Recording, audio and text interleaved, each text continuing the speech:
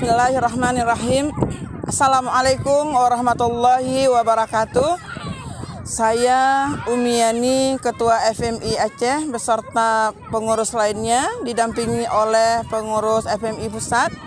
Hari ini bersama guru madrasah sedang melaksanakan kegiatan football net dan madrasah game, yang mana tujuan kegiatan ini adalah untuk menanamkan nilai keislaman dan nilai keindonesiaan.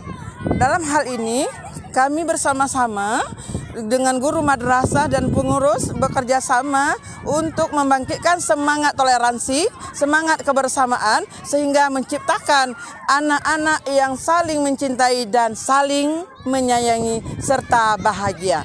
Pendidikan tanpa diskriminasi, setara untuk semua. Wassalamualaikum warahmatullahi wabarakatuh.